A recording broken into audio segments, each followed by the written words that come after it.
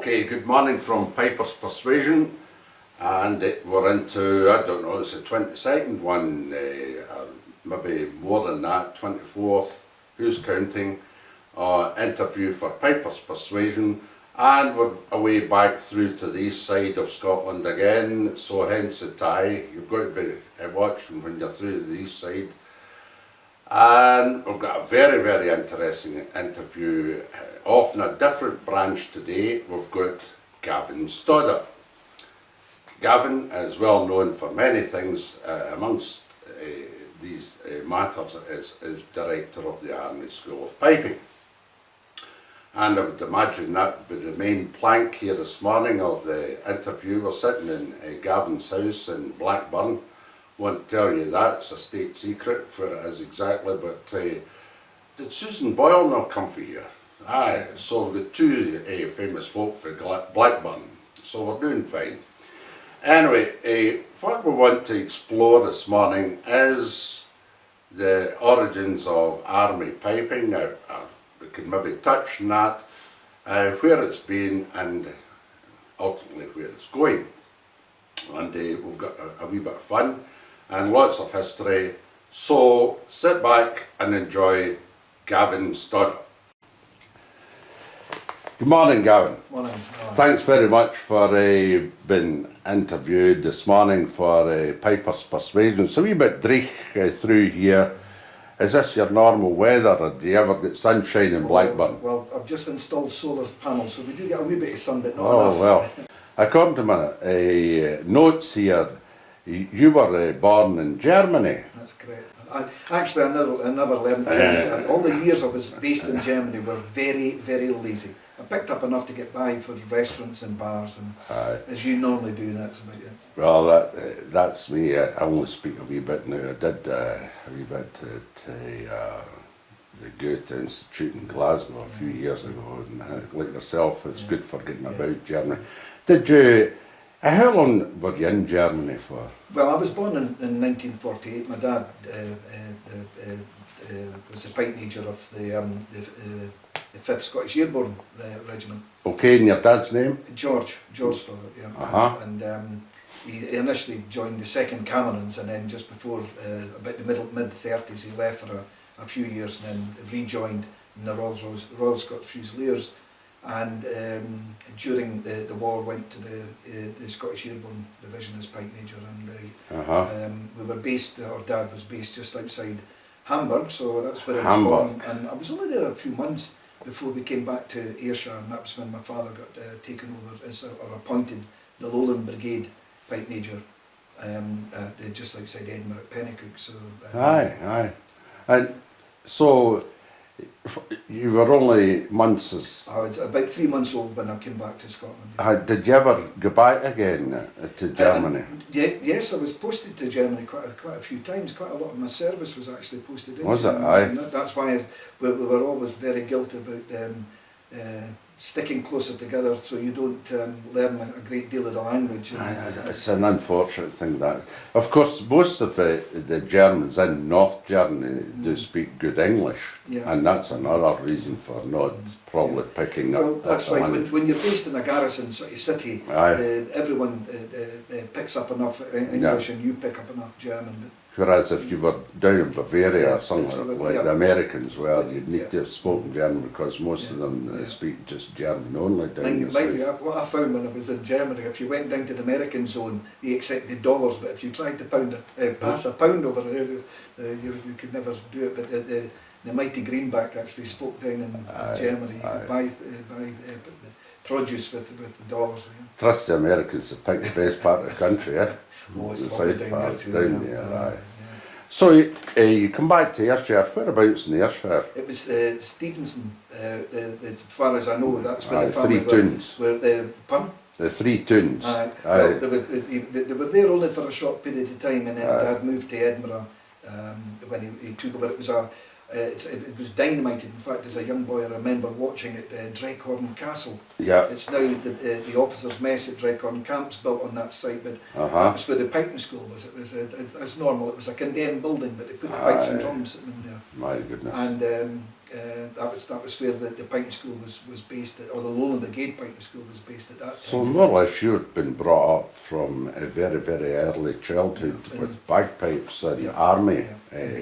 Certainly both of them, yeah. Pipes, there was always pipes being played in the house, and of course I moved.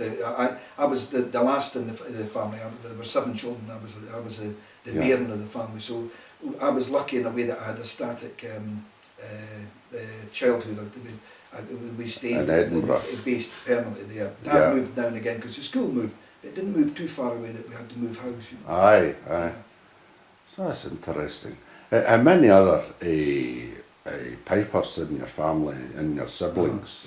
Were you the only piper? No. My eldest brother David played the pipes quite well. He did national service as a piper, and my middle brother McGregor learnt the pipes. And when my father was attached to the Liverpool Scottish in Gibraltar as pipe major, my brother McGregor was about 4 years of age, and he used to get 2 shillings from the commanding officer for playing the first 4 bars of the Shoe and Throughs. Only the practice chanter, and then he didn't take up much more interest after that. But David played for quite some time, and then his son Gary took on the pipes for a bit.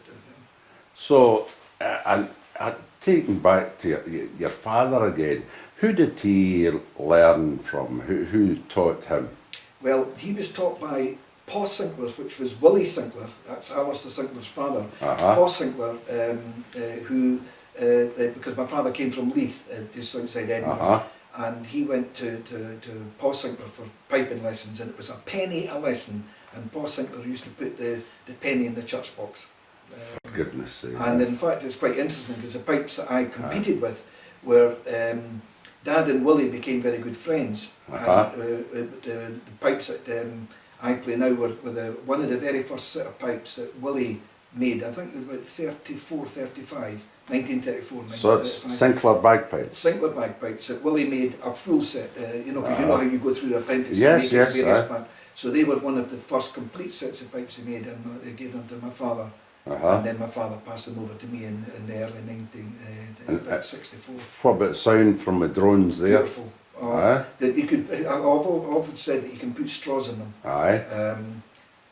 My father actually was doing a lot of experimenting probably in his time. He'd spent a long time with Willie Ross in the 50s, and he was actually quite keen on getting the drones taken down a bit thinner. And Willie wouldn't do it. He said no. He said there is a story about how you can get a better sound out the pipes, but there's a limit to do it. So Dad managed to get them taken down, but they are a lovely sound, beautiful tone, and almost any reed goes in them. And how about their pitch? Well, we'll discuss the pitch of the chanter that went with them at that time. I think it was a Sinclair chanter, of course, when they were made. So how was that pitch in comparison to later pitches? Well, I can only go and myself. You know, when you're competing on your own, I think you're fine because you've got your own tone, and that's, of course you've got your ear. However, more recently, when I used to do the summer schools with Roddy McLeod, Willie McCallum, and Ali Gillis, they always sort of said you're just a tiny fraction flat, and I used to have to sort of just sharpen up a wee bit. But I think that was my personal ear. When I stopped competing in 1989, it's amazing when you're competing and you're active. It's just like being in the pipe band. You're keeping up with all what's going on, and probably the pitch lifted a fraction in the time that I was out, and of course not doing any real serious piping. Pitch probably stayed at the same. I also found that I had to bring my drones down a little, about a quarter of an inch, just to marry them in with. That's what I was interested in your remark there. Well, the drones could handle the change in the sharper pitch, if you like. But obviously they did. Yes. Did you always play the Sinclairs, or did you ever change the instrument? Well, only for a very short period of time. I had a thou set of pipes which were loaned to me as a boy from John McClellan, and I played an old Glen set of pipes, but I couldn't, I had to go back to, I always refer to them as Dad's pipes, because it was just a unique, lovely tone of them. And what about the mount on them? Was it? They're ivory in plain silver. That'd be a pleasant looking instrument. Oh, aye, very nice. If I keep on top of the silver, they even look a lot better. Aye. Being plain silver, you get. And of course, you'd always play sheepskin bag the whole time. That you I did, but I think I was one of the first. Maybe Ian McFadgen beat me to it. I was one of the first to try the Gore-Tex. And Canmore, and yes, of course, Canmore. And I won the Glenfiddich playing a Canmore, and I've had them ever since. The Canmore? The Canmore, yeah. But I always put, I hate using the word water trap, but I tried to convince them that they should put a deflector, for want of a better word, because I always found that when you were playing the pipes, the blow stick was in a direct line to the chanter lead almost, so the air just hit that, and your chanter lead used to get wet very quickly. But if you put a small 90-degree tube in, I never put a trap in it, like just a tube, let the water run to the back of the bag. I had no problem with moisture ever. Never? No. Drone leads were okay too? Yes, perfect. In fact, there was one time when I was practicing in the summer, I'd played the pipe for over 3 hours before I realised I'd played that long, and when I took the drones out, the drone stocks were powder white, they were bone dry. It's amazing, isn't it? Yeah. Obviously, you're maybe a dry blower? Yeah. No, I think I'm about medium, but I'm not a wet blower. No. But I must admit, it suited me. And I do remember the Royal Scots Guards, Pipe Major, they were regular competitors. One week they had half the pipe ban on sheepskin bags and half on Canmore. And one week, the ones with sheepskins actually suffered moisture problems. And the next week, the ones with Canmores did. So I think it's you've got to sort of weigh it up, but certainly I always used, because that was of the day, the sheepskin.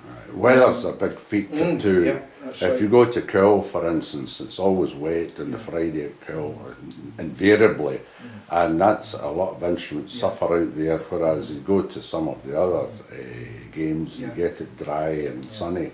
Then you can have other problems as well with high pitch and everything else. That's right. But one thing about the Canmore, the only problem I ever had with the Canmore was still playing cane reeds at that drone reeds at that particular time. I went out to Madrid in January to play at Burn Supper, and even in a short time, playing them the day before, arrived out and got the pipes out to give them a warm up, and I think it was the altitude as well, very dry air. The reeds are completely dried right out. I had to get the moisture into them.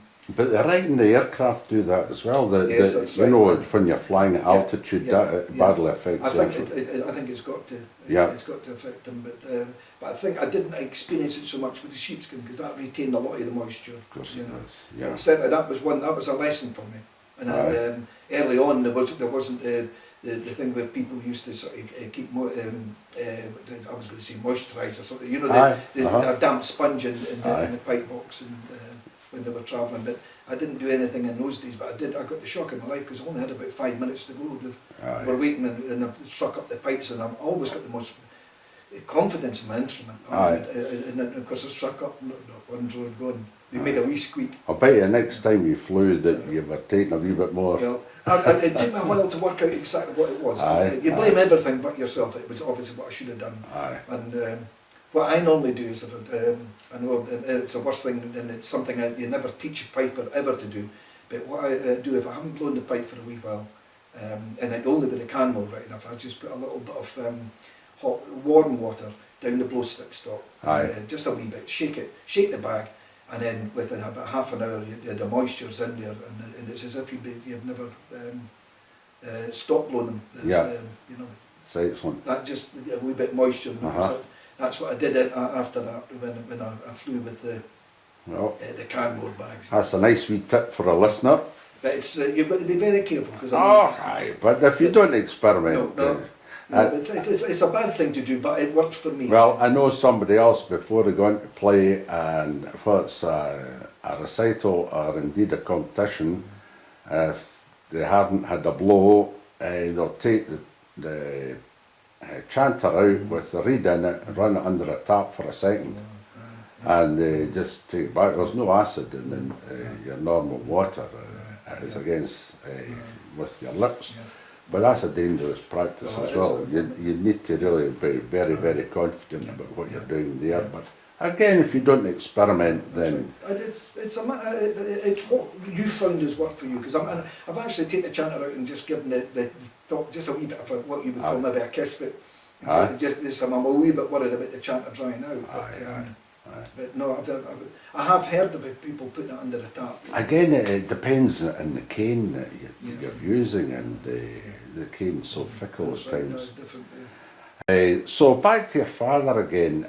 Your father had quite a background in army piping, as you've described, and he taught with the Sinclair family, if you like. Did he ever compete? Yes, he competed, I think mainly in the 50s. I don't know whether he really competed much before the Second World War, but in the late 40s and the early 50s, probably right up until about maybe 56 or 57, because maybe it could even have been later, because he retired in 59, but I do remember as a boy sitting with the practice chanter, practicing away with the metronome going. He had a long period with Willie Ross, because when Dad took over the Lowland Brigade Pint Major, the Pint Major of the Lowland Brigade at that time had the task of training the pipers who went to Willie for the Pint Major's course. So Dad was used to go up to see Willie frequently, maybe a couple of times every month, and he obviously got a lot of, if tuition's the right word, but certainly an awful lot of help and guidance from Willie. So, what was his main plank? Was he an all-rounder, or was it Pembroke, or was it light music? Pembroke. He had a good finger on him, and I've obviously in the 50s there was no real recording sort of things. Really he didn't make a recording, but he's very, very knowledgeable on Pembroke, and it was really quite comforting to hear that some of the students who had gone before me to the Pint Major's course under John McClellan, John used to sort of say to them, he says, now if you're ever in doubt of anything, see Pint Major Stoddart, he says, he'll run through the tune with you, because he knows exactly what he's talking about. And I thought that was a very good thing to say. He wasn't exactly saying if you don't believe what I'm teaching you, but he says if ever you want to run a tune past, he says, So your father started teaching you at what age? Well, actually, it was about 4 when I picked up the chanter, but I was just playing by ear for quite a few years, and then I would be about 9 when Dad started to take an interest in my playing, and made a few sort of advances with my technique, but it wasn't really until I demonstrated an interest to learn seriously that he sent me up to John McClellan, who had recently taken over at the castle, and this would have been about 1960, about 1961. I think I went to John for formal lessons. And what age would you be then? I was 13. 13.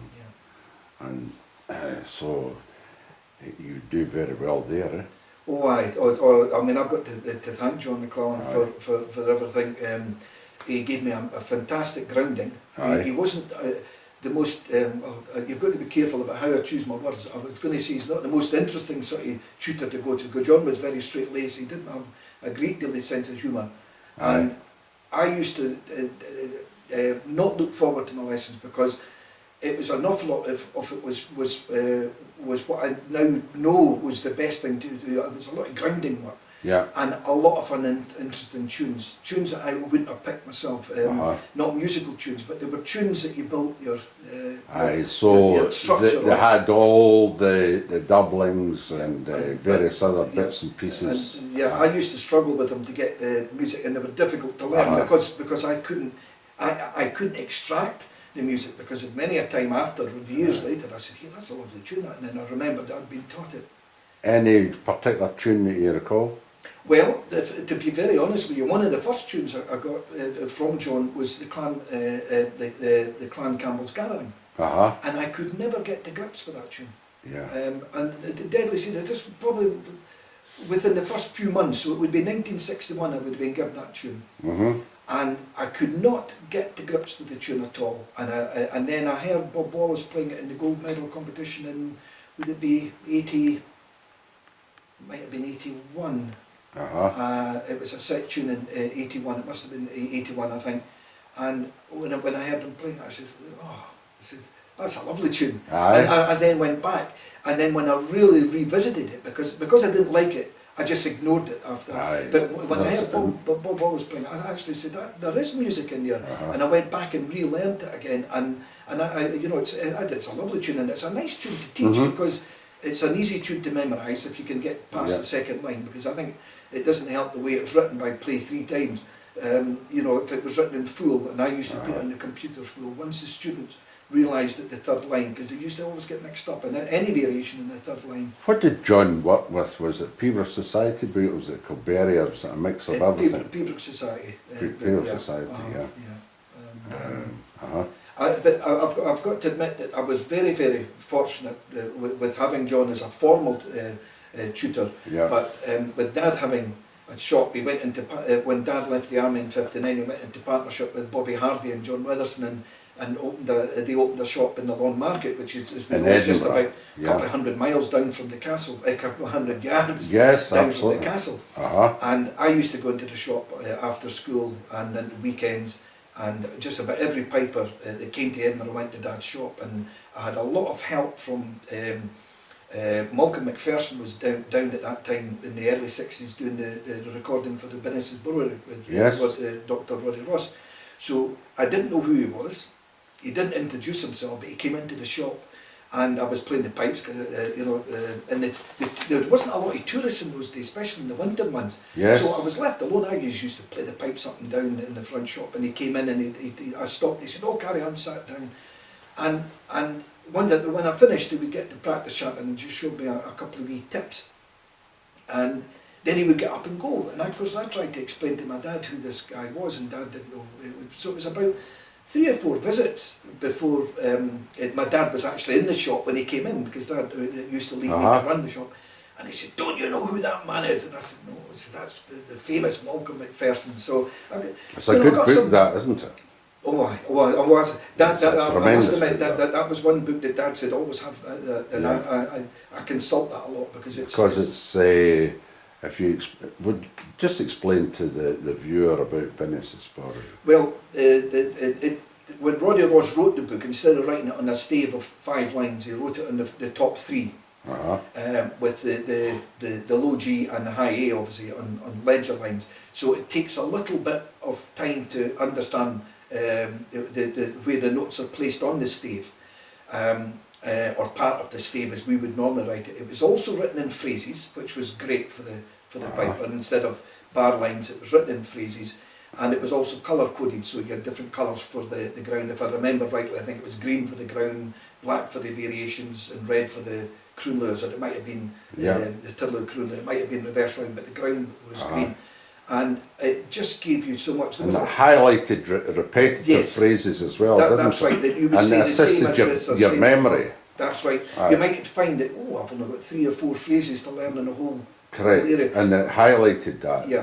And that was like, to go back to, like, say, John McClellan. John McClellan, when he was teaching me phrase construction, it was quite difficult to understand. Like even the simple one, primary, AAB, ABB, AB.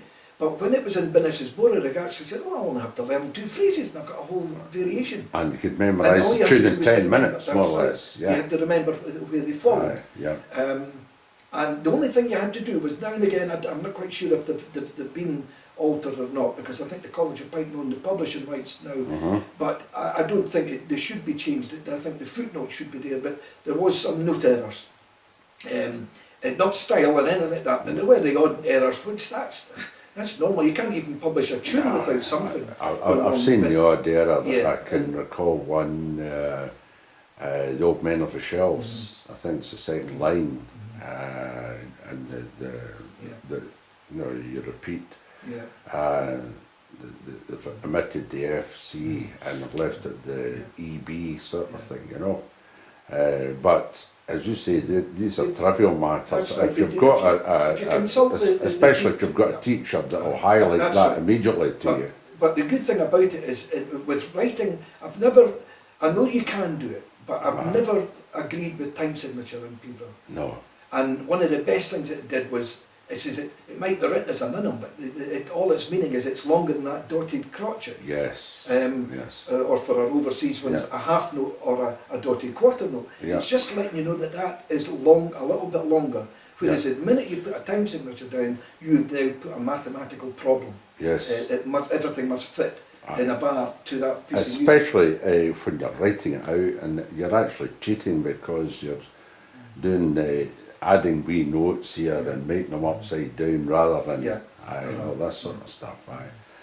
That's interesting. It's amazing how you digress, and we started off with your origins, but when did you start competing?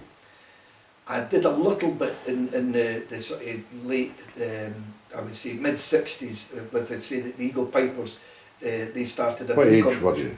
I would have been about 16, 17. So I want to capture that period before you go to the Edinburgh City Police.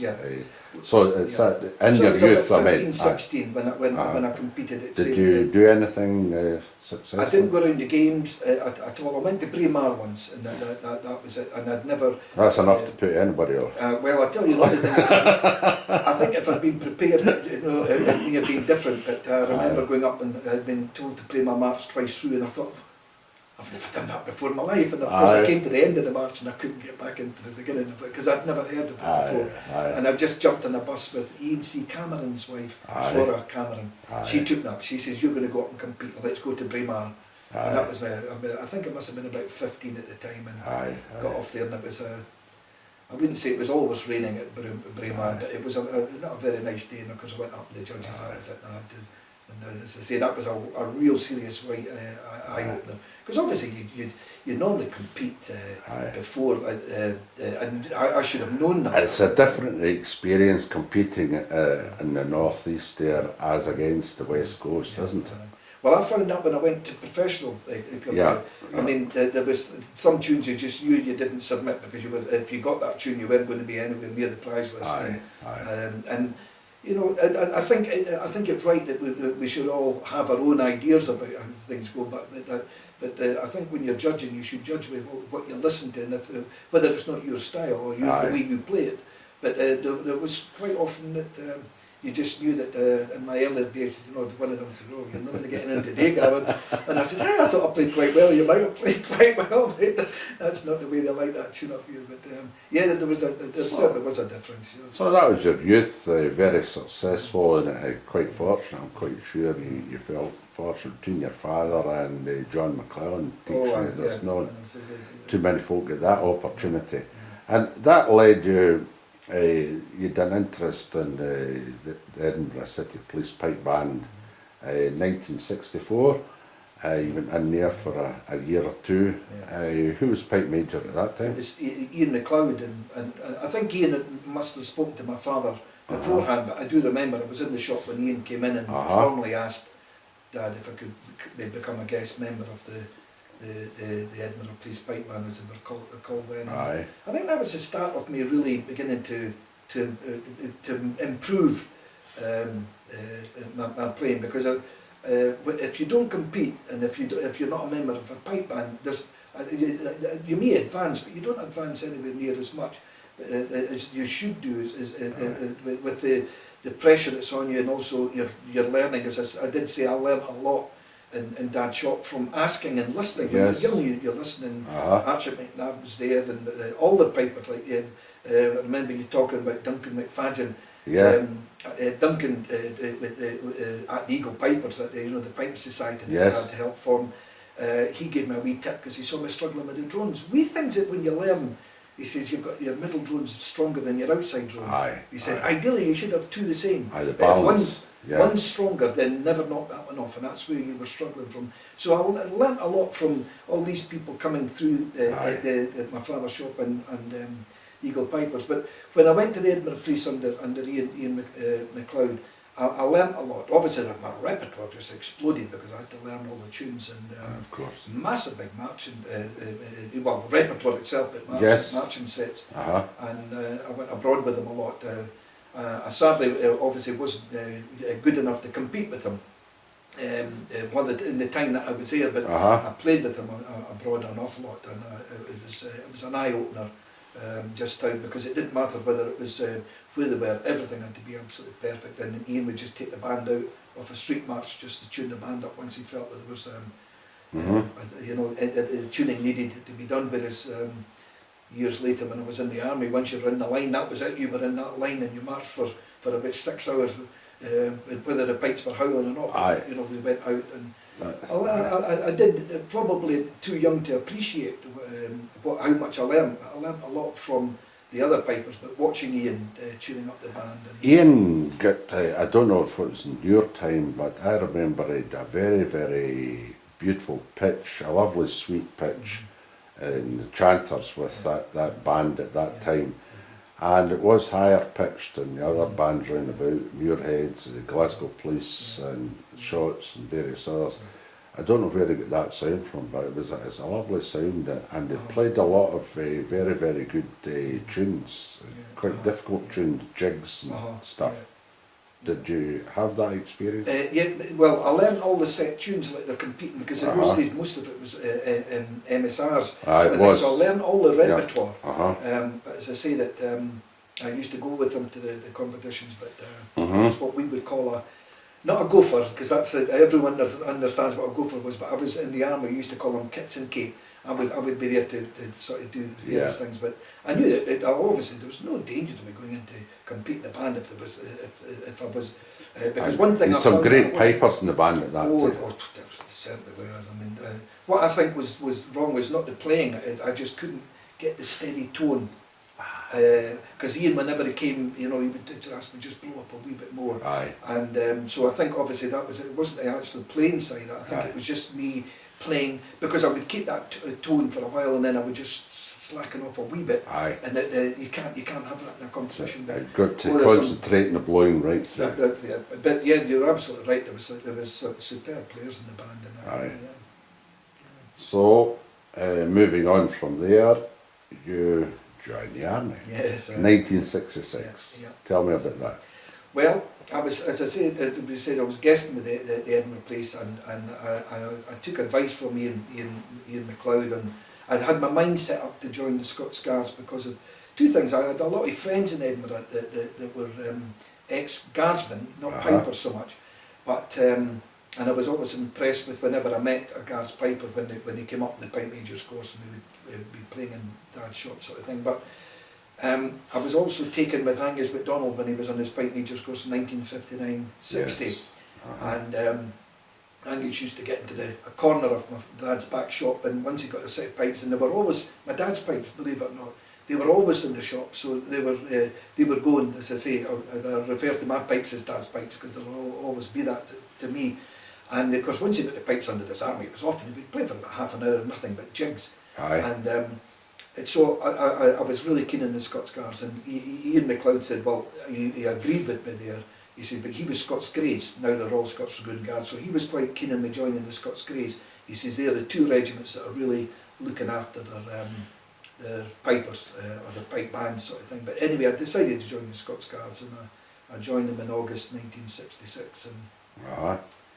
And joined the pipe band in April '67 after my basic training. And basic training, Pirbright? Pirbright, yes, in those days. That's right. It was because it was a break at Christmas. 7 months military training, and then by the time I finished that was about March. The end of March, I had a couple of weeks leave, and then went to join Curly Row, Kenneth Row. So he was a pipe major? He was a pipe major at the Depot Piping School at the time, and I was only there for about 3 weeks, and then he sent me off to the battalion. So, and you were selected to go into the first battalion was against the second battalion. Well, explain the difference to the viewers there about the two battalions. Well, in those days, there was some regiments had 2 battalions.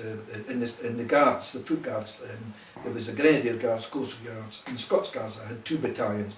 So they were just like a mirror image of each battalion. You had the 1st battalion and then the 2nd battalion.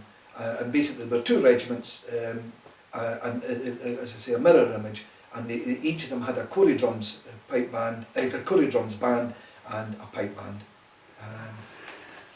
As a piper, would you be selected to join the 1st Battalion rather than the 2nd Battalion because of ability or any particular? That shouldn't have come into it, but you were asked when you went in there, have you got a preference to what battalion you wanted to go to, and I did express a wish to go to the 1st Battalion.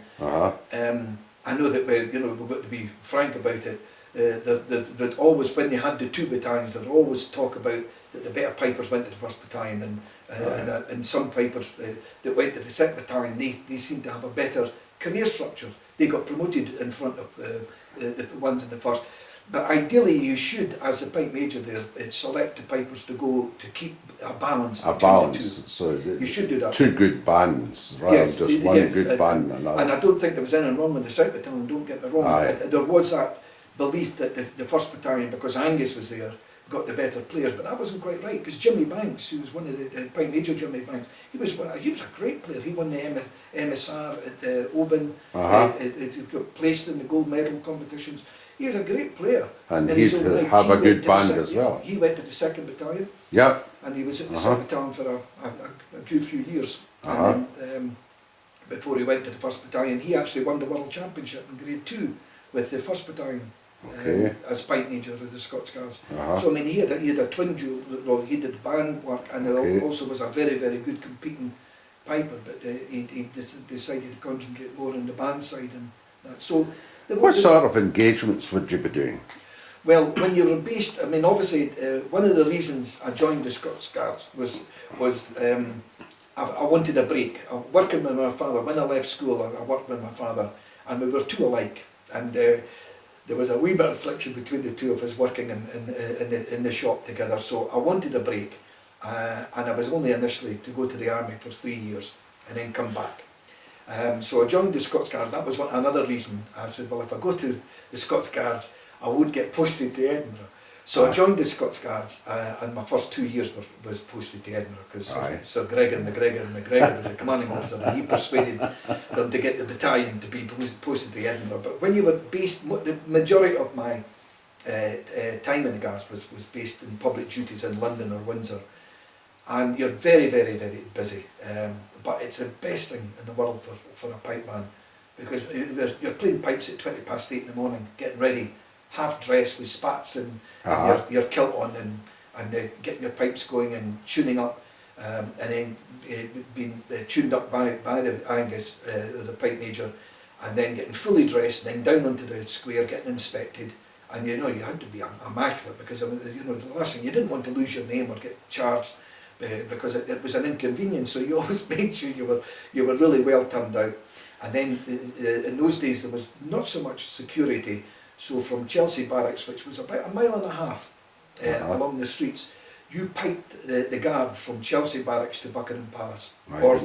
And it was great, because you alternated it between the regimental band and yourself, but you would play maybe 3-4 big marching sets. And I do remember when I joined, we had about 19 marching sets, and they were all maybe 4 to 6 parted tunes, 2/4, 6/8. We only had 2 small sets of 4/4s. There was quite a few 3/4s, but most of all our marching sets were 6/8s and 2/4s. Because you had to get there. If you're playing 3/4s, you'd have been taken all day. Yeah. Well, I mean, you always have this. You pull up the tempo, but you don't get the same. So 6/8s. So 6/8s were the things that got you there, And so you played about 3 marching sets, sometimes twice over. So that may have been equivalent of say 9 to 12 tunes to get to there. And then when you were in the forecourt, you would play 2 selection sets, which were predominantly in those days, again, because you followed the pipe band, was march, space and reels. And it was only later that we started to give a selection set as such, but we used to play a march, space and reel, maybe 2 of them, maybe 3. And then you would pipe the guard from Buckingham Palace up to St James's Palace, or as we would say, Buckhouse, up to Jimmy's house. And you would play all the way there, just yourself. So you would constantly play up, and that was you then finished if you were doing the guard mount. But if you did a dismount, everything was in reverse. You went from Jimmy's Palace to Buckingham Palace, and then Buckingham Palace back to Chelsea Barracks. And what do you do about tuning? You don't, drones. once you tune up in the morning, that was you finished. Is that you for a day? That was it, because there isn't, there is no opportunity. No tuning no. And like, you phase know at yourself, all. I've I know, aye.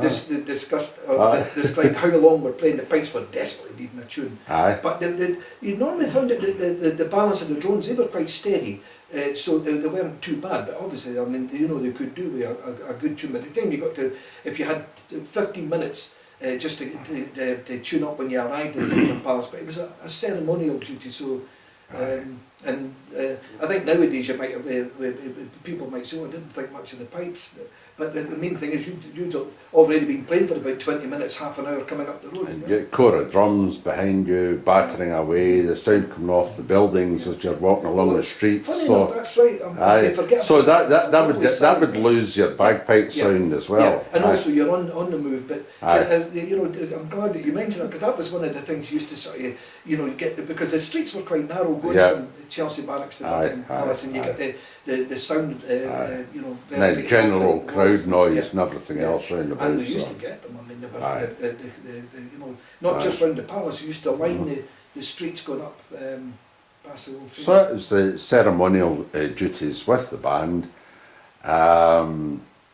You would go abroad, I suppose? Yes, you travel, apart from the battalion postings to, say, Germany or to Northern Ireland, but the pipe band, you have maybe 2-3 trips abroad a year, apart from when you did the North American tours, which could last about 3 months.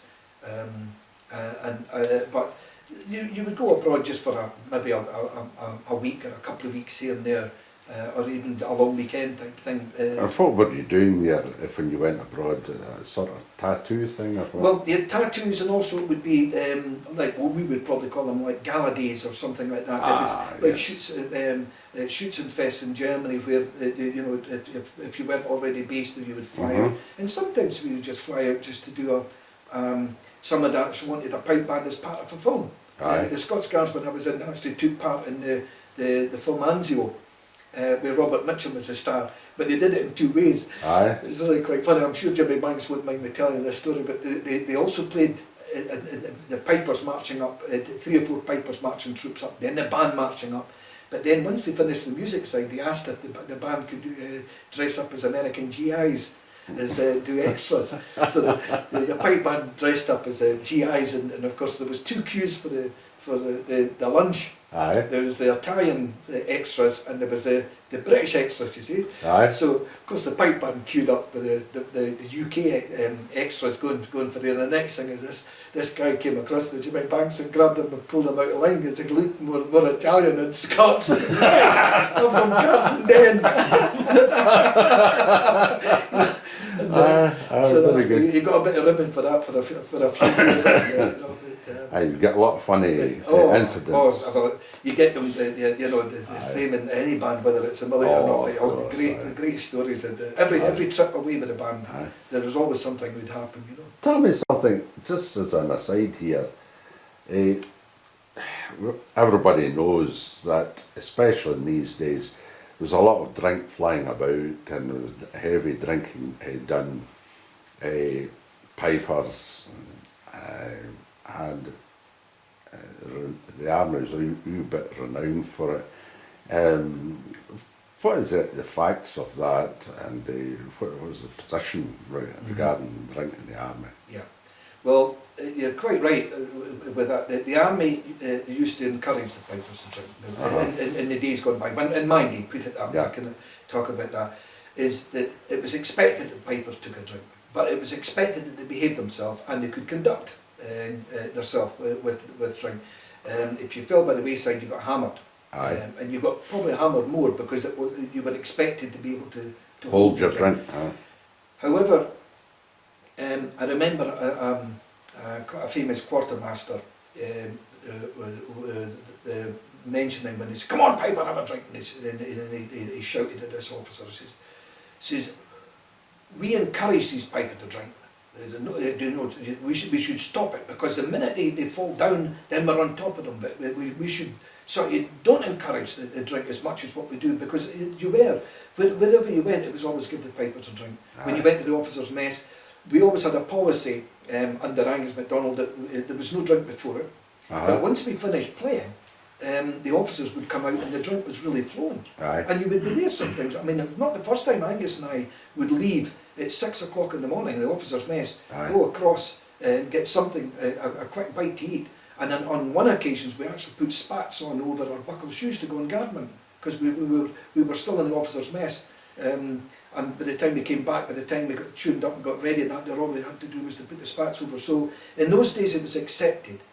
And so long as you can, It was accepted in many professions, and that was the way of life. Yeah, that's right, a lot of, even in the police as well. Yeah. I dare say, I'm retired at the police since '95, and there was no drink for the previous 15 years, but the first 15 years of, well, I noticed the Edinburgh 70s, police when I was there, it stopped round about the 80s, early 80s, Yeah.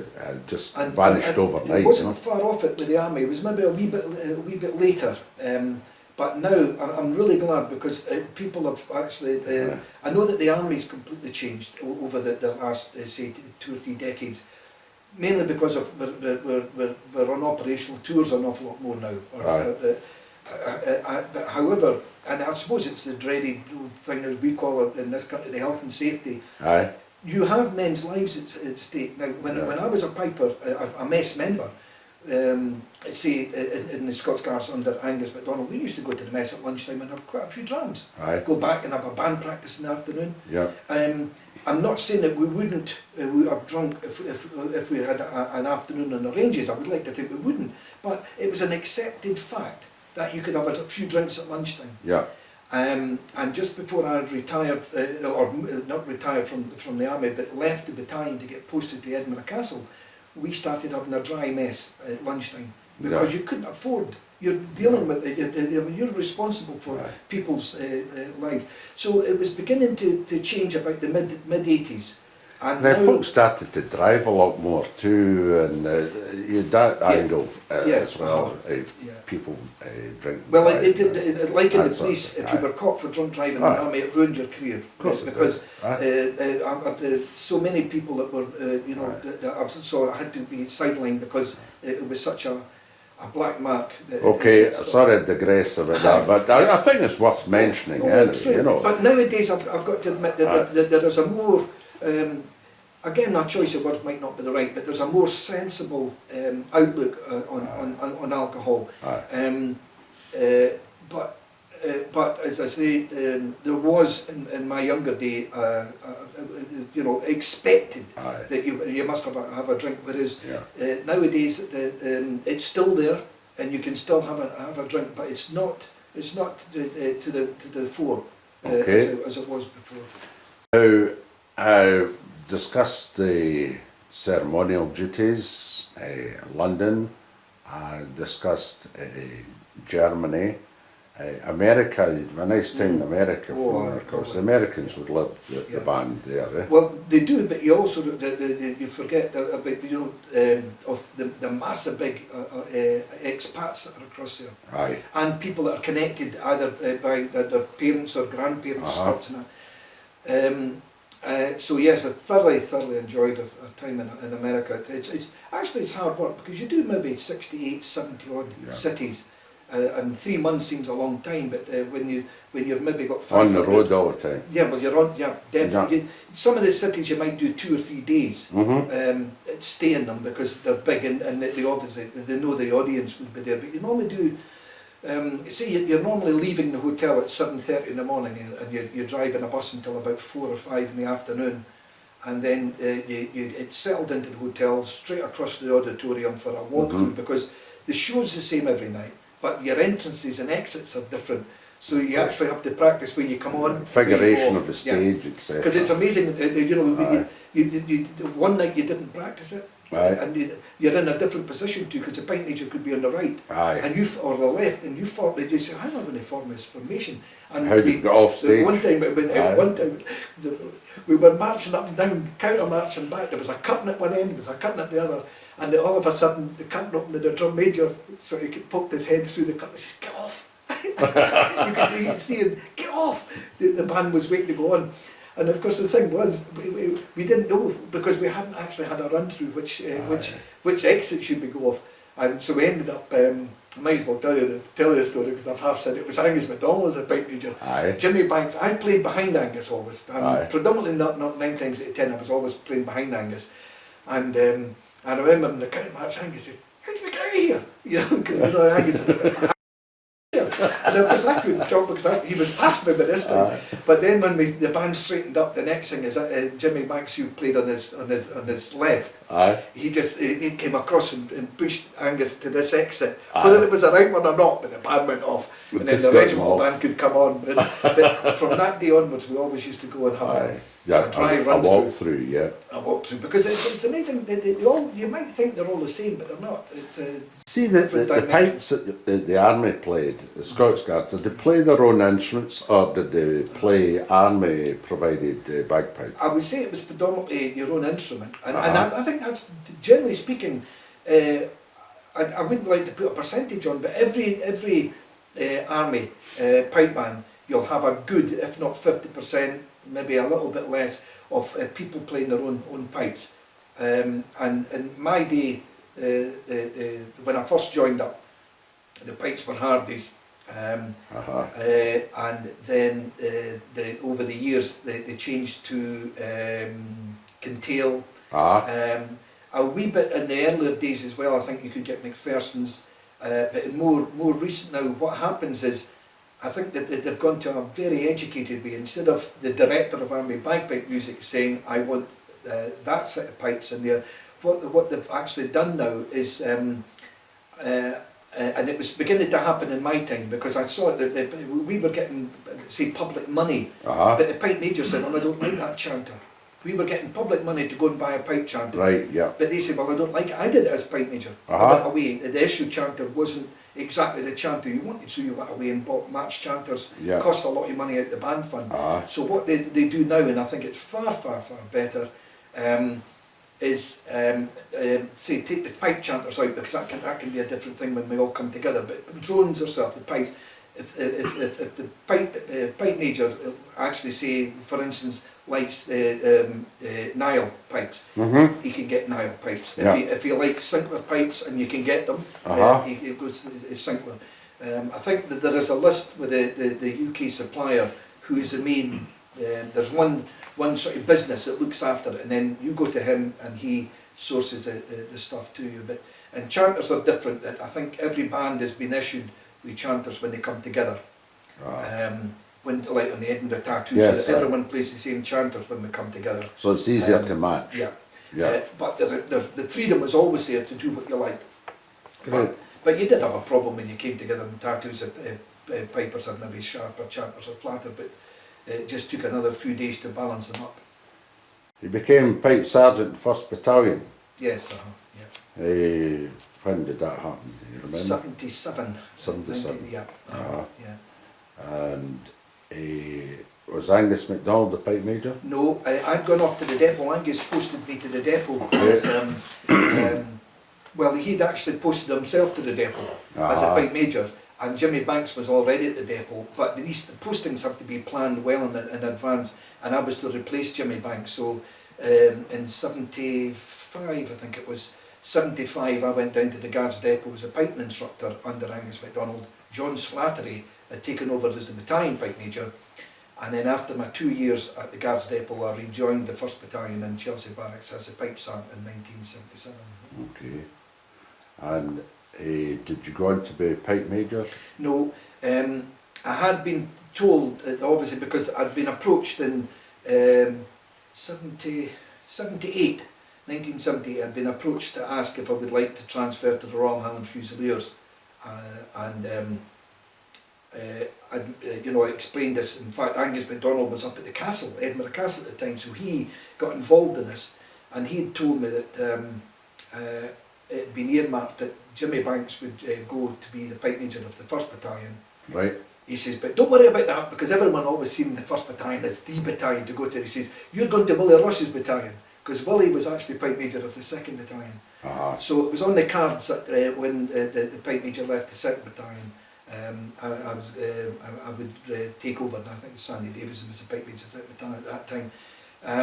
But I transferred to the Royal Highland Fusiliers in 79, as pipe sergeant, from pipe sergeant to the Scots Guards. Okay, did you find that a culture shock?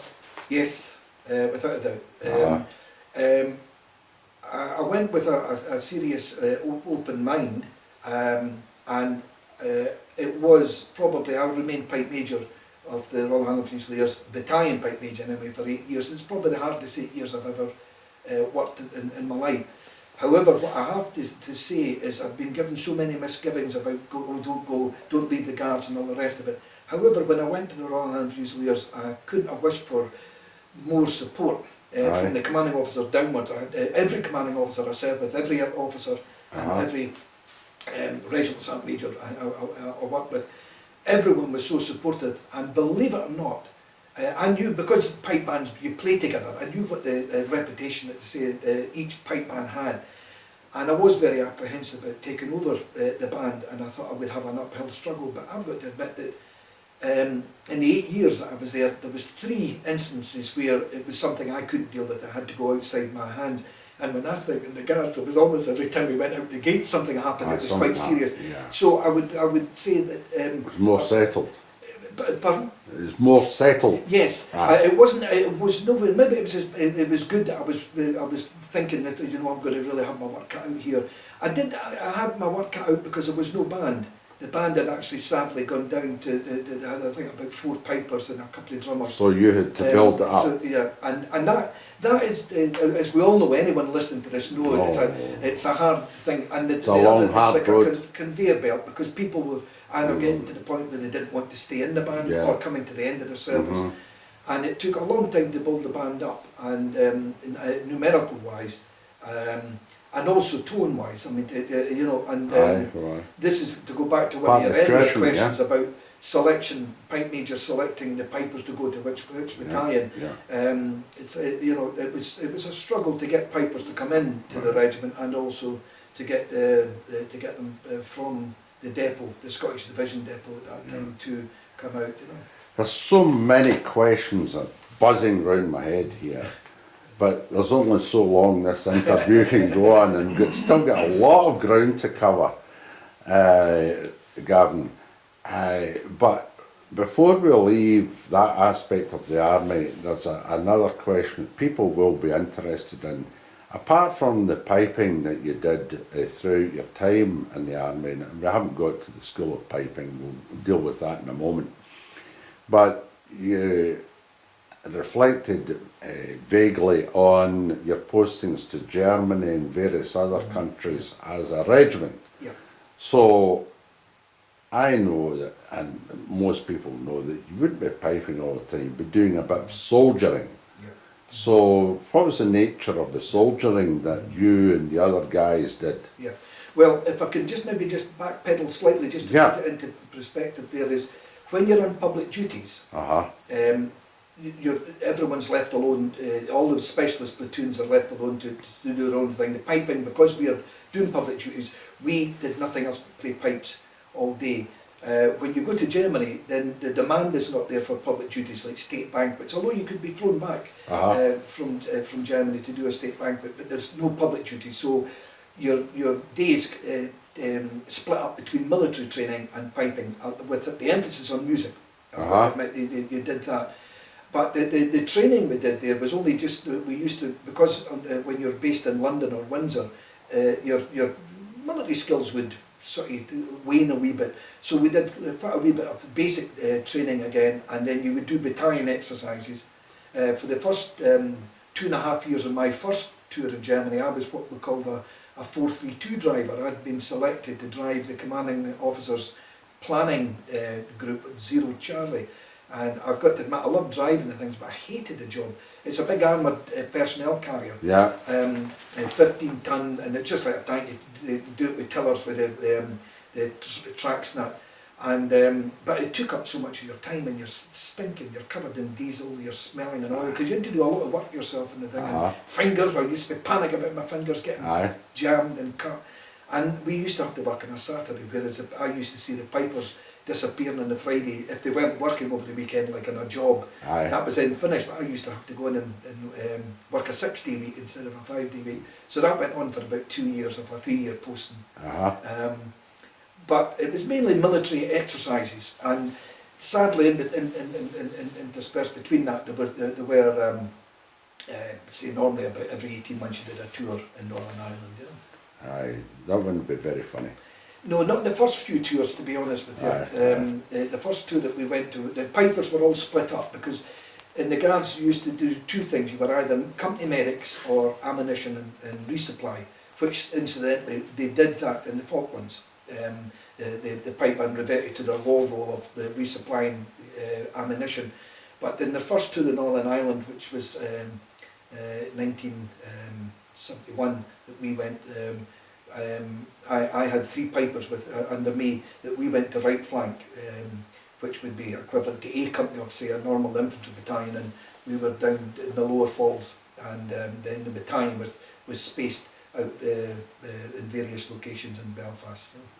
Wouldn't be doing a lot of piping then. Not in the first tour, but then no, seriously, they realised that we needed to take pipes for a number of reasons. But in the first tour, when we lost some men, the company commander, who was a piper himself at the time, asked for me to play a remembrance service on the Sunday, and I said, but we don't have any instruments. So the Royal Scots kindly gave me a loan of a set of pipes, and every tour thereafter we took pipes and drums, and we used to try to practice twice a week for a couple of hours. Aye, just to keep the hand in, so to speak. Aye. Yeah. Did you go to Falklands?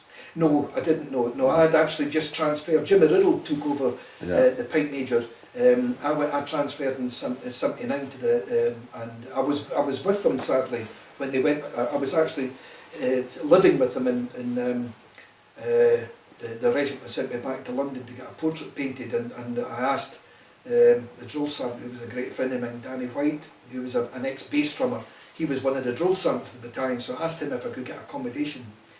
And Danny White, they were all leaving the Sam's mess to go down to get on their buses to go to join the ship. And the last words that Danny White jokingly said to me as he went down the stairs, he says, "You're a turncoat."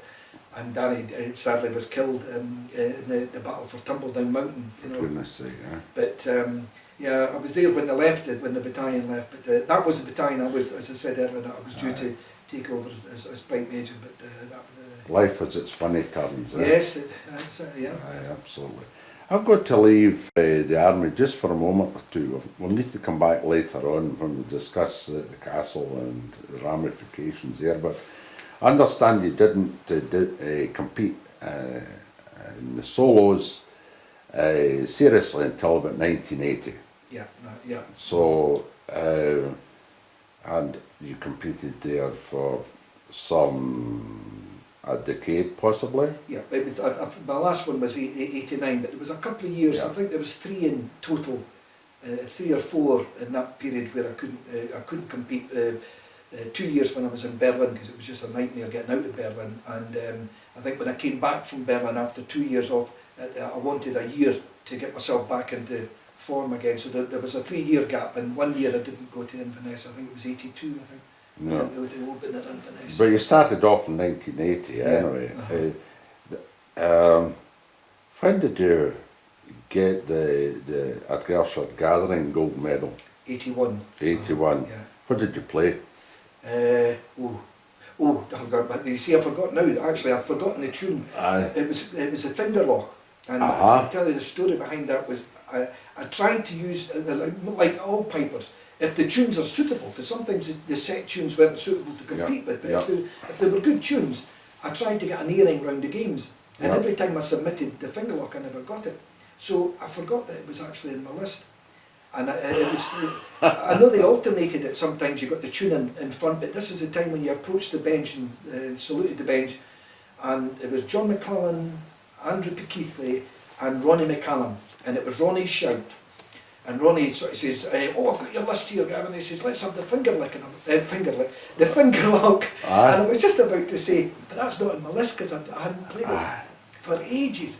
And he said, "We've not had the finger lock today, Gavin, so let's have the finger lock."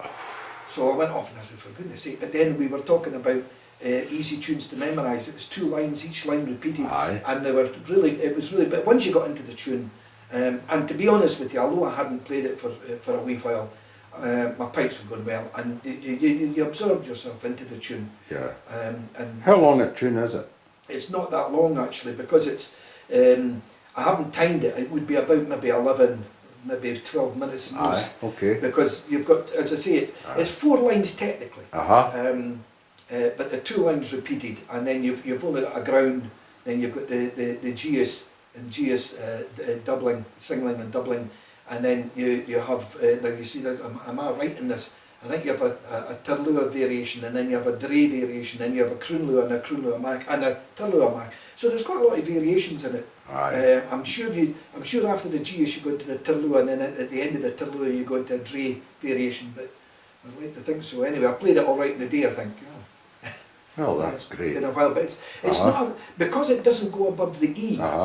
And it's pentatonic. The bottom hand tune. Yeah, it's a pentatonic and G tune.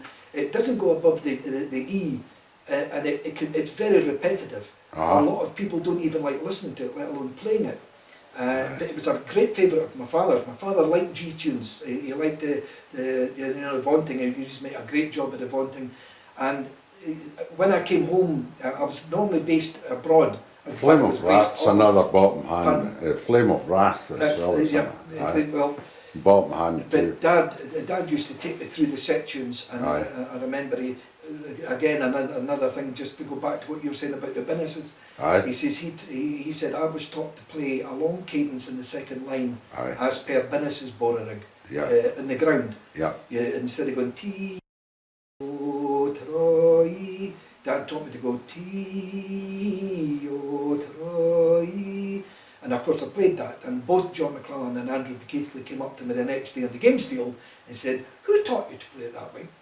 Both separately, and I said, "My father." And went, normally we would like to have had the normal cadence, but actually, I mean, again, it's down. There is the authority for it, but then again, it was different, and the other people played that tune, and with the normal cadence, I played the elongated E, Okay, that's a gold medal at Oban. And what happened about the Northern meeting? It was 1983, and I played the Lament for the Only Son. That's a great tune. Oh, I love that tune, It's a don't play it anything like it. Well, at least I hope I don't play it anything like I played on the day. I mean, everything, a competition's a competition, and but I just feel that when you're playing tunes in competition, there's a wee bit of, I would say, and I might be wrong, but this is just me, there's a bit of restriction in it. You're trying to play safe, you're trying to play, maybe in your earlier days, later on when I really started to enjoy well, I wouldn't say enjoy the competing, I went there to play, and I didn't really, well, I think once you've made your mark and you've won a few prizes, you can relax a wee bit, and I found that in the earlier days that you're playing safe. You're not leaving yourself wide open and for criticism. But later on, I wouldn't. When I taught the tune, taught the Lament for the Only Son, I played it completely, not completely different, but a lot of wee things that I played it when I listened back to it, very stilted. I would have liked to have maybe changed things a wee bit. In the end, see the low G at the end of the phrases. Did you cut that? No, or did you let it run? No, I played it too long. And I would like to... Fun enough, I played that long for years. That's what I did. Under Ronnie Morrison. And it was Angus McLaren that said to me years later, try it, says cutting that low G just at the end of the phrase, Just use it as a carry on. A springboard on to the next. Well, that's what... to be honest with you, I thought that was what I was doing, but I wasn't. Because I tell you what, when I was abroad, you haven't got anyone to go and listen to, so I was actually getting a lot of the tapes of before they came out in CDs of Donald MacLeod, and Donald MacLeod explained what he liked to do here at the end. He didn't actually explain the phrase, but what he said was, "I like to play this maybe in about what you would call as compound time, with and not too long on the low G, but I play the long low G at the end of the lines." Now anyway, but that's what I thought I was doing until I heard it, and it was they were basically 2 crotchets. I was playing 2 quarter notes as opposed to a quarter note or a crotchet. I know exactly what you're on about. And it just makes a nice flow, connecting note into the next phrase. You know? Nice tune to win the medal with. Dunvegan and Braemar. Well, yes, I managed to win the gold medal at I think it was my second attempt at Dunvegan, and I'm just trying to think of the tune that was it the Early Antrim? I think it was Early Antrim I played, and my pipes were soaking wet when I went in to do I was last on in the class when I played the children. My F was a wee bit on the sharp side, so I got second in the class competition. But Braemar, I used to like going to Braemar because it was in those days it was smack in between Oban and Inverness. It gave you another chance on your tunes. The only thing I remember saying to Norman Meldrum at the time, who was one of the senior judges, and I think he was on the piping committee there, I said, you know, I says, you've got to think, I mean, we're learning set tunes and we've got a lot on, and you've got to submit 9 paper, because it's a lot, you know, and they just looked at me and he says, well, Gavin, we've just spent £10,000 on 10 gold medals and we don't want it to go to anyone.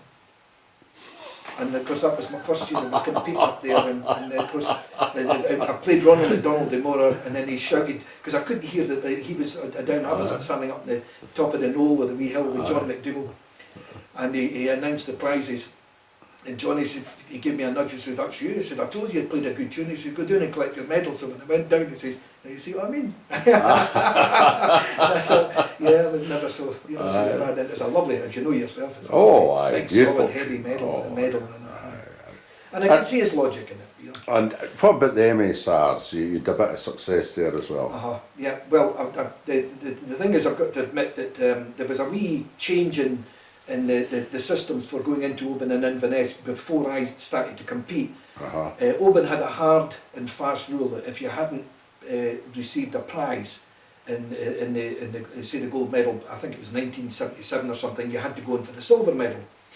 And obviously you had to qualify for the former winners there. So when I went to Oban, I applied for Inverness, but I was turned down for Inverness. So I said, right, I'll go to Oban.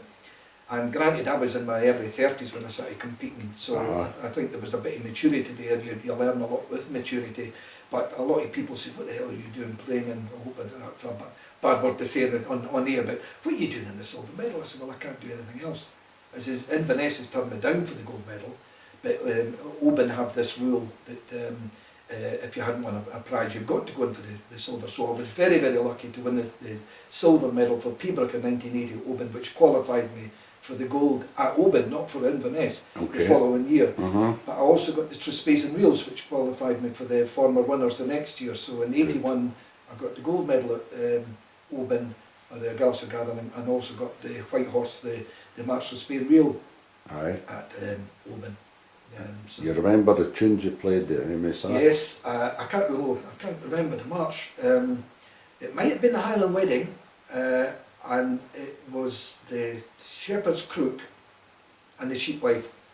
And I can't remember the 3 judges, and I'll tell you why I can remember the third one, because I used to have to call him Uncle Ian C. Cameron, because I knew him when I was a wee boy. But he was at the end. As I looked at it, he was on my right, he was at the end of the bench.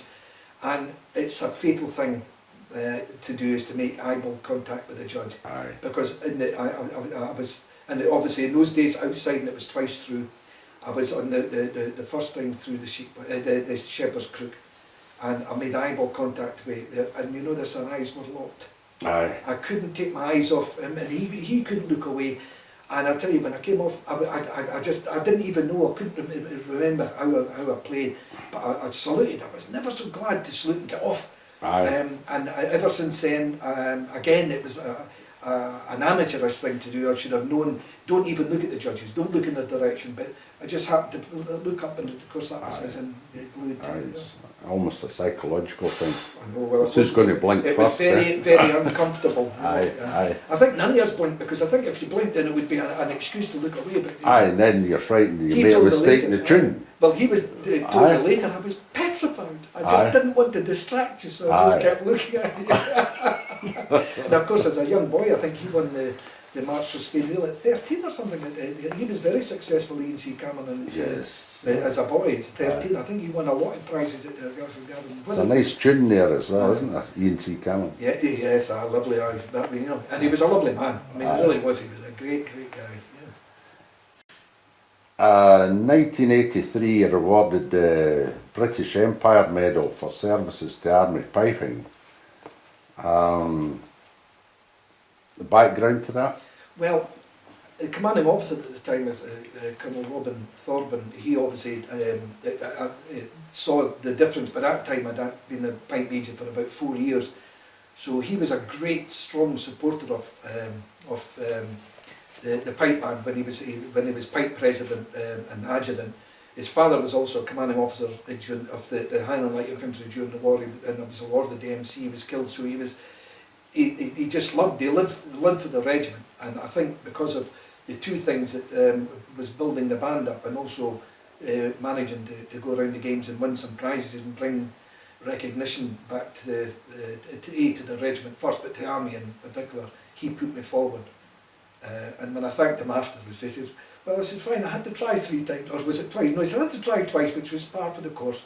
But I think that was basically, it was just... So who presented you with the BEM? Believe it or not, it was not the General Richardson we think of in the punk world, the medical General Richardson. It was General Frank Richardson, again, same Christian name, of the Royal Scots. He was the GOC General Officer commanding Northern Ireland at the time. And the great thing about that was my father played at his wedding when he was a young captain, and he remembered that. And that's tremendous. You know, so there was always a connection. And that's lovely. Yeah. So where did you get it presented? In Belfast. In Belfast. Yeah. Yeah. I was on a 2-year posting. So that was during your posting. Yeah. Well, I was in Germany when I was awarded it, but you know these things take months to come. And then we went out to do the time you posted, so to Belfast. Okay.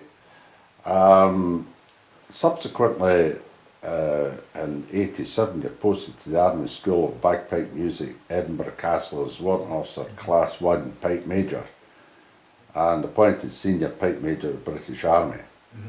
Tell us about that. Well, I think every piper, when he joins the army, would love to be, if not initially, your first objective is to be pipe major of your divisional school. And in those days, when I joined up, every division had a divisional school. And then once you become pipe major yourself, I think you always want to say, well, I want to be the pipe major at the castle. So it was a massive job and shoes to fill because of the people that had gone before me. And it was just, I was there for 3 years, and it was just a super job. I worked under John Allen, Major John Allen, who was the director, and it was just a piper's dream. I mean, you just ran courses all throughout the year. Who had the post before you, immediately before you? Immediately before me was Alan Dippy of the Black Watch, who went to Queen Victoria School. And immediately before Alan was Angus MacDonald.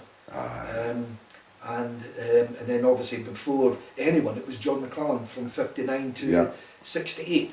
Yes. When John he had to, when he was commissioned, he was still running the school. I spoke to Colin about that, and the viewers can see about John McClellan if they look at the Colin interview. And interestingly, I'm going to go back hopefully sometime in the future and discuss more about John McClellan with Colin.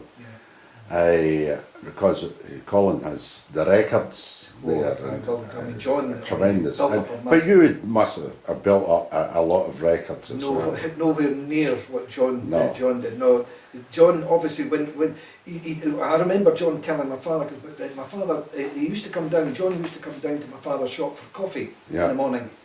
And a long time, I was there, obviously, all through the school holidays and things like that, and we used to go for coffee together, and you're just all ears when you're a youngster, even though I was going to John for lessons. But he told me that one of the worst things that ever happened was when he went to take over from Willie Ross. Willie Ross, I think it was 57, he took ill and he went down to stay with his daughter, and the 57-58 course was completed by my father because he was in situ there, and Donald MacLeod took the 58-59 course, and then John McClellan took over in 59. So he said, it was a gymnasium where he had the pipe, because the piping school moved around quite a lot in the castle. And when I got there, they thought that in their wisdom they were doing me a favour by painting and decorating it. But when I remember the old school, as you will, when he said to Dad, as you will, George, halfway up the wall was all wood, and Willie Ross had put so much mementos up by there and pictures on the wall, and all it was all just ripped off the walls to be painted. He managed to get so much down, so he said I basically had to start afresh.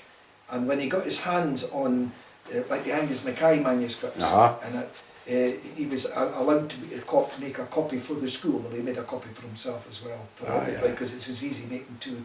So he had all these books, and I remember it took about half an hour to fill his car up and to empty his car on a Pembroke Society weekend once. He was giving me a lift up. They said, you can help me fill the car up. And of course they gave me a nice chuffed smile when I'm carrying box after box out to the car. And he was directing where to put them. He wasn't carrying them. And they said, that was one thing I made sure. So you had all this heritage, if you like, when you went into the castle to look after things. Is there anything different that you did during your tenure as director there? Well, one thing I would like to think, because you know, if it ain't fixed, leave it. And that's the attitude I went in. Every single individual going into any job will take part of himself with it and make cosmetic, for want of a better word. So I didn't really see a need to change much. But things changed it for me. The Cold War and the Berlin Wall going down, as the army called it, the British government called it, the options of change, when they started to amalgamate regiments, disband regiments, close piping schools. In the space of, I took over in 1990 as the director, and by 1995 I had 26, when I took over I had 26 establishments that I was responsible for their musical ability. By 1995 I had 13. Well, there was 26 counting the school. So half. I lost, in 5 years I'd lost half. That was regiments going with pipe bands, and also all the depot piping schools closed. So that was really, in that period, was where the piping in the army changed. What's it down to now? It's down to 11 regular pipe bands. I would have to do my mathematics, but I think it's 11. It's still and not. One piping school. It's not so depleted. No, but the piping school is only one piping school now. Yes, we used to have the Guards depot, you had the Irish depot, and you had the Scottish various division, other ones, and they all amalgamated 95. And they're all in the castle? No, not then, because the castle was too small. That was another thing that people in the piping world took a big intake of breath when they said you're moving out the castle. Bearing in mind we started off in Cameron Barracks under John MacDonald in Inverness, and it wasn't until Willie Ross came on in 1919 that the piping school moved. Well, the piping school moved to Edinburgh Castle, I think it was 1913, but it didn't form up because of or 1914 because of the First World War. So there was the small courses run in Edinburgh, but not in the castle, in someone's house. John Grant, I think his name was Pint Major John Grant. So Willie Ross took over the castle in 1919, and officially in 1919 anyway. He might have been there in 1918, and the school was there from then on. But the castle looks big, but the buildings that were allocated to the army wasn't near enough, big enough to what we were going to do, because we. So you subsequently moved out to. We had to move out to well, Instruer House, but the whereabouts is that near? That's just on the outskirts of Edinburgh, near Redford, where all the infantry barracks are. Okay, so you're adjacent to Redford Barracks, and it's still there yet? Oh yes, it's even bigger now. Millions and millions has been spent on it to give them. And it merged to form the Army School of Bagpipe Music and Highland Drumming. Yes, that's right. Yeah. And that was under your command latterly. Yeah. And in 1999, another award, MBE, Member of British Empire, New Year's Honours, again for services, Army Piping and Drumming. Give us a Well, again, Story about that one. it really, the divisional, the Scottish divisional colonel, Colonel Andy Middlemas, who was my immediate boss, we were based together at that time under the auspices of headquarters infantry, but in the castle, and he was my commanding officer, and he put me forward for it because obviously from the time I'd been there in 1990 leading up, and it was a turmoil time with the whole of the army, piping and drumming was changing, and I suppose he felt that what I'd been doing was warranted an award, and he put me forward for it, and that was because it's, as I say, I fought it for 3 years because I didn't think it was the right thing. I still felt that we should have the piping in the castle and a school of piping and drumming nearby, but that we shouldn't come under the one roof. I think I've been proved wrong, but I fought it for 3 years, only because that's what I believed, because you were going into the unknown, and what you were really worried about is the flick of a pen you could... an element of trying to maintain the status quo because it worked.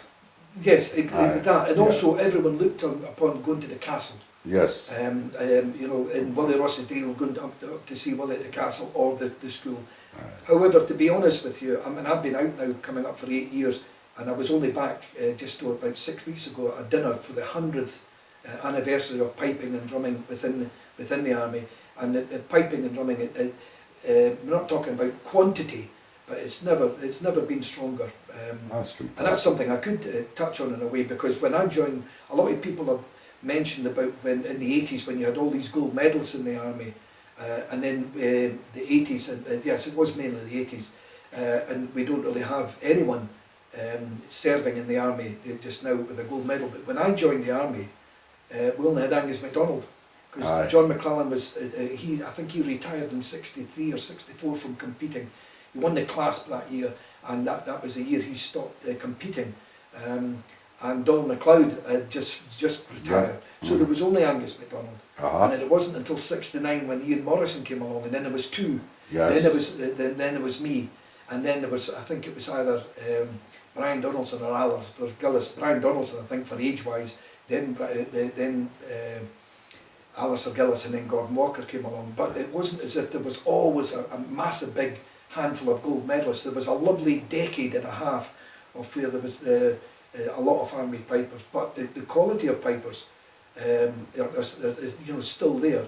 Sadly, the pressures that's on them, they don't get the release to go around the games. Soldiering much more than... Or you can't do anything else now because every battalion has some form of an operation. The same demise is overtaking police pipe bands in Scotland. Same thing. And I'm going to get away from all that, so we'll get on a downer, you know. Who presented you with the MBE? Was Prince Charles. Prince Charles. At Holyrood. That had been an enjoyable occasion. It was actually, because I met him, and I'm sure you wouldn't mind me saying this, because it wasn't really in confidence. The first time I met him, it was while we were going through the turmoil of the options of change and a lot of regiments being disbanded, and he said to me, he came to see the tattoo one night, and we met afterwards, and he says, what do you make of all this options of change and everything like that? And I said, oh well, I've got to be careful what I say, sir. He says, well, I don't, but I want to know what you think. So I told him, I said, well, I think it's we're going too fast, too quickly, too much too soon. It's a wee bit like pruning, over pruning something. You don't know what you're going to get out of it. And I feel that, yes, we've got to change, because sometimes change can be for the best. But I think making such a massive big change, and he says, will it affect piping? And I said, well, inevitably it's got to, because we're losing pipe bands. Yeah. His regiment, he was the colonel of the Gordons, they amalgamated with the Highlanders, the Queen's Own Highlanders anyway, to form the Highlanders. They were two of the best regiments in the British Army for piping, and they formed one big band, so he was losing a great historical regiment by the Gordon Highlanders. So I think he understood that, and then when I went forward to be presented by the MBE, he said, now how's piping the army now? And I says, not as good as it was when I spoke to you last, no, meaning that it was what we thought was going, there was going down, but I am very, very positive. I'm just telling you the facts as I see it, but I'm still very, very positive that the pipe bands, and every pipe band now in the British Army is playing far superior quality of sound than it was when I joined. Of course, aye. And because they're bringing out discs now, and they're very, very listenable discs. Really are. The general public are. The general standard of Joe Piper in a pipe band is far higher than what it was in my day when I first started. Before it gets dark. I'm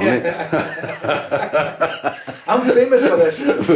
Before it gets dark, we must touch at least briefly on the tattoo, the Edinburgh tattoo. Come on, give us a story about that. You were in charge of the tattoo, weren't you? Well, no. But there was a big producer, a massive big producer. I served 3 producers. But my responsibility as a director of Army of Pipe Music was mustering and running of the mass pipes and drums, and I just loved it. I loved it for a number. There was a love-hate relationship between me and the tattoo, because you're a serious hard month, and you're really working on the tattoo over a 12-month period, and then once the tattoo's up and running, you're thinking about next year's tattoo. You've got to collate all the tunes, get the tunes together, send them out to the bands, get all the bands. The overseas bands, 9 times out of 10 you don't know what they sound like. They can send you a cassette or a video, but then again, they're practicing their set tunes, so and you don't know when that was taken, so you don't really know what quality of some of the bands are going to get there, so you don't know if the formation you've worked out is going to work as well until you actually get them on the ground. So you've got to set your tunes to that, to make sure, a wee bit like the Strathclyde under Ian.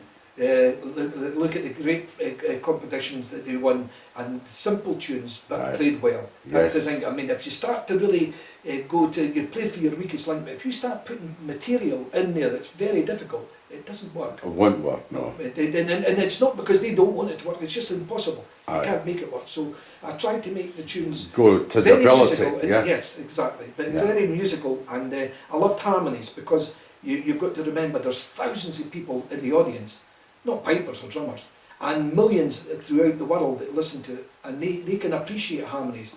They wish to be entertained. Yes, and that's what you're putting on. You're putting on a musical show. The other thing I liked about it is that you got to see the men. That's the pipe majors, drum majors, sergeants, corporals, but the men as well, working for a whole month under pressure. Long hours, long days, soaking wet sometimes. And I've got to admit, it didn't rain that much when I was on the tattoo. But you have a real serious feel for the men, because I had to inspect them once every 2 years, but you're seeing them on their territory with their selection of music. And you're putting them, you're putting them through the ropes, and they're under a lot of pressure. But when they come to the tattoo, you see them in the relaxed modes as well. You see them working together. You see how that pipe major deals with his band. You see them tuning up, setting the band up and everything like that. And that gives you a great window into every individual pipe band. And coming together, they all learn from each other. Civilian bands, there's a lot to be learned from civilian bands. And I'm not saying I was the first director to see this. However, pipers tend to have cloth ears on when it comes to drummers, but you can learn a hell of a lot from a good drum section. And I used to always try to get them to listen to the drum section. They point the tune for you if you listen to it. A good, if you get good drum beatings and they're really well set for the tunes, you can, it all enhances the whole programme. And so Gavin, I think it's about the politician coming out, because as far as I'm concerned, I've still got cloth ears with drummers, I know.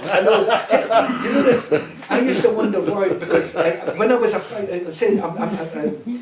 when there was a pipe major, I didn't appreciate it. I didn't. I think it's when you come out that box and you're actually looking at it from an outside from an entertainment point of view. I had to watch when I went to inspect the band. Yes, I had to make a report on the drummers. Not qualified to go into the nitty-gritty of it, but you can see whether it was blending in, whether you thought this was good and everything like that. But I found they were like a magnet.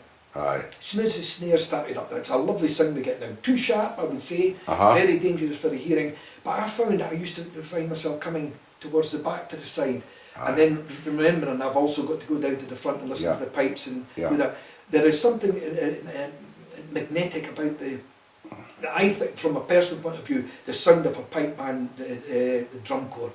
And if it's well put together, it can do nothing else but enhance the overall effect of the pipe band. And I think, I mean, we all have a laugh and joke about sort of the drummers, the Piper's labourers and that, and everything like that. It's the only good thing about a drummer is that they plays behind you sort of thing and things like that. But I think you can't have a pipe band without the two there. So I think that there is that love between the two. Maybe a love-hate thing, but I mean, it's, well, you've got to have a good drum corps. Right, we'll get away from drummers for a second. You were a lone piper at the tattoo. Your father had been lone piper at the tattoo. Tell us that story. Well, my father was the original lone piper on the tattoo, when the first tattoo was formed. I think it was 49. It was actually a contribution towards I think it was Edinburgh council or corporation at the time put forward some form of an exhibition, or they did something. So they put on a big retreat, beat the retreat on the Esplanade, and it really grew from there. And because my father was located in the Lowland Brigade Pipe Major static unit type thing, he and his pipe band, because he had a big pipe band in national service, so you had plenty of pipers and drummers coming through, they were on the tattoo almost every year. My father became the original lone piper, and he did the lone piping until he retired in 59. So when I joined, my first tattoo was 1967. Obviously it was great PR to get me as a lone piper. And I did it a few years as a performer on the tattoo, but then when I became the director, I was asked to do it on big occasions, like when the Queen came in 2002.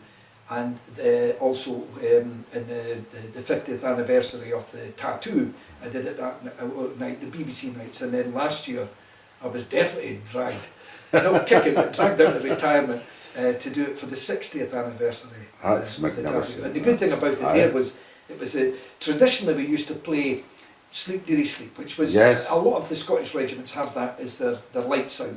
Because that was what the lone piper signified, was lights out. Yes. The end of the piper's day, or the end of the soldier's day I should say, was lights out. And it was Sleep Dearie Sleep. And this year the Captain Stevie Small, who's the current director, had asked me if with the permission of obviously the hierarchy, if I would be willing to do it for the night of the BBC filming. And it was Sleep Dearie Sleep, and of course my pipes were the pipes that my dad did in 1949 when the first tattoo. So it was a wee bit of the nostalgic thing going back there with the same tune. And an interesting story about that was, my father used to mess around with that tune. He used to put Croon Lewis in. And that's because he said he did it because after about 3 weeks of the tattoo, the pipers wanted to entertain down the Esplanade.